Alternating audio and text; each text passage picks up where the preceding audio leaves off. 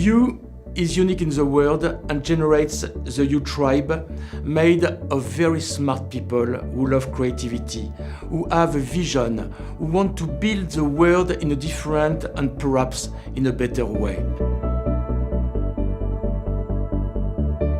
The idea was really to merge design and development into one.